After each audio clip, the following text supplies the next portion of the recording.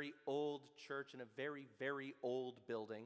In fact, the sanctuary is the building itself. They built a sanctuary, put walls around it, and called it good. You walk in the doors and you are standing in the back row of the pews.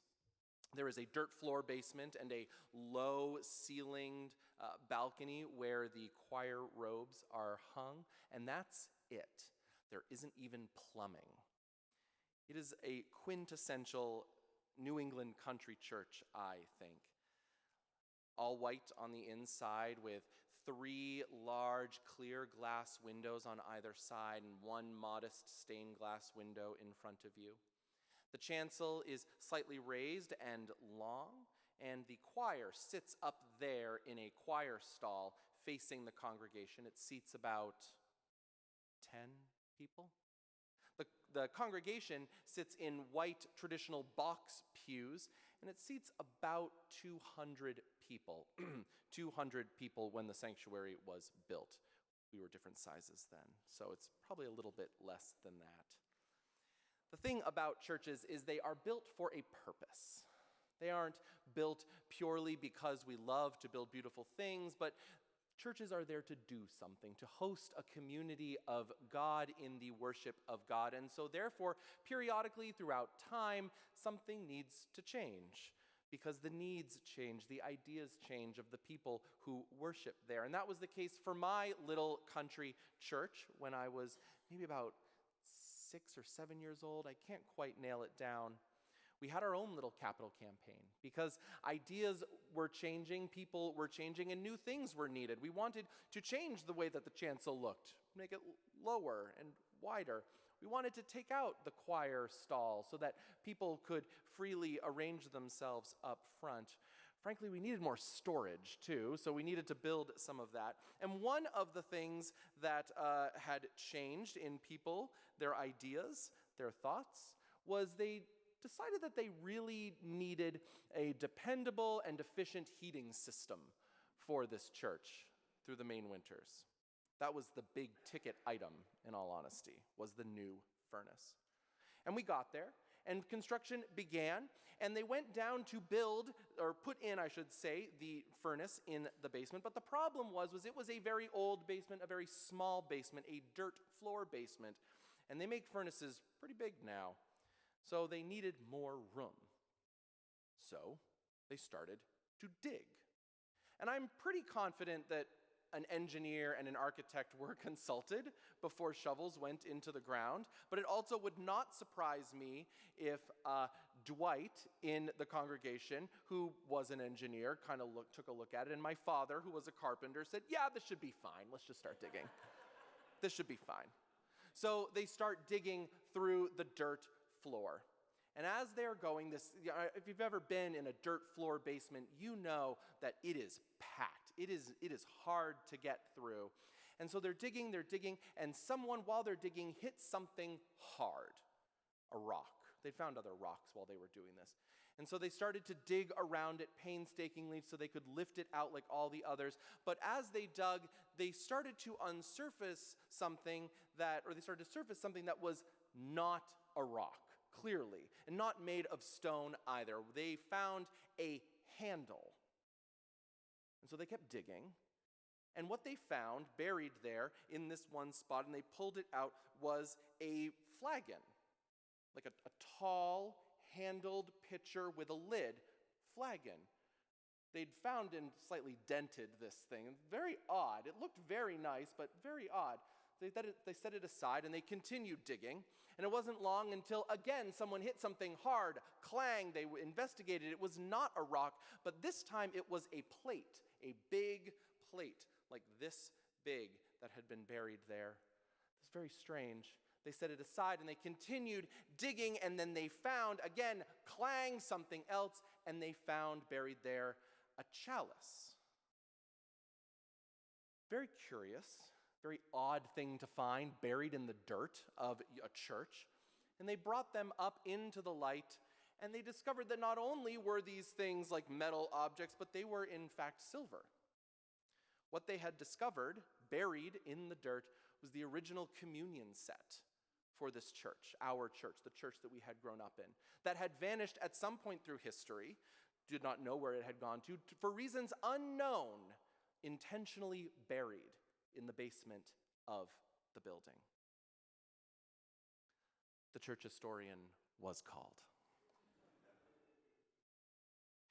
And those precious items were then soon polished and buffed, and they now sit on the communion table at the front of the church every worship service.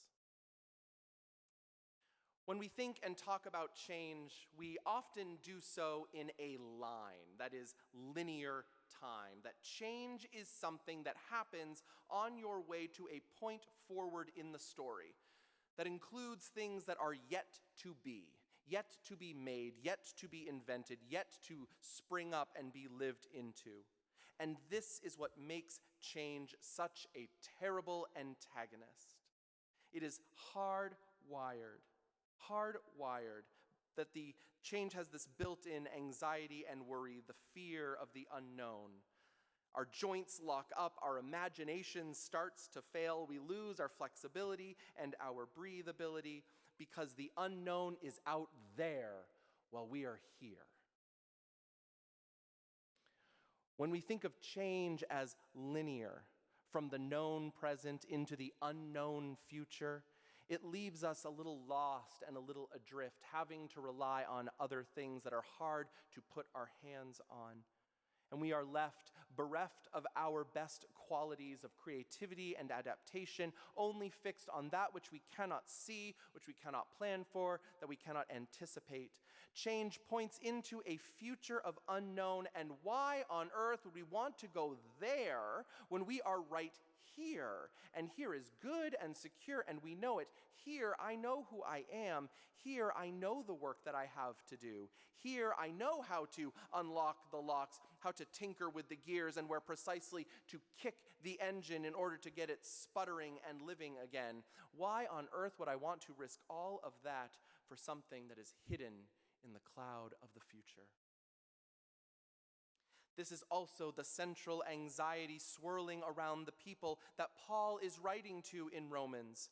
The world around them too is changing. Indeed, their church, their community is changing quickly and drastically.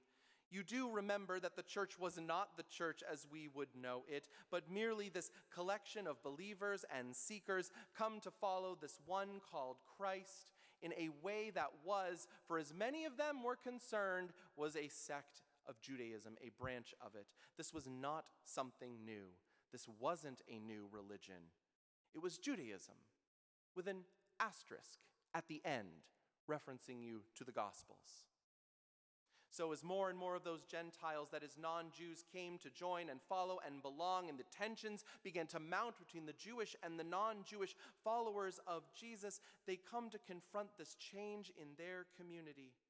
And no one aside from God can see what will be. They can only see and feel the pressure of the moment that they are in.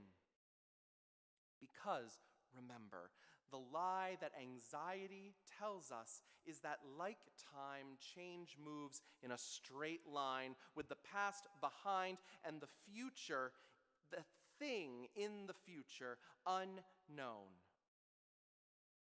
That claiming one means abandoning the other. So whether you decide to cling to the past and forsake your future, or throw yourself into the future while kicking aside the past, just make sure that you choose wisely and learn to live with what you find.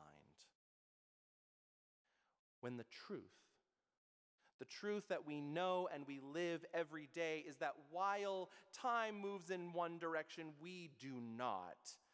Within faith, we do not.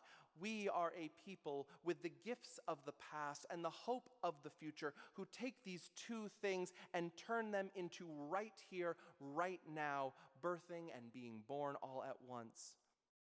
Moving forward into the future never means relinquishing the wisdom and the beauty of what has come before, unless you choose to relinquish it. And revering in honor the past never means that you stop dreaming and creating, unless you choose to stop. And the deepest truth the deepest truth, like digging through the dirt floor basement, is that faithful and honest change always brings back to the surface the deepest and most honored treasures of our story that the past has to yield. That they are brought into the light, that they are shined up and placed at the center of our living, creating, and being together, because from that point, we know exactly where to go.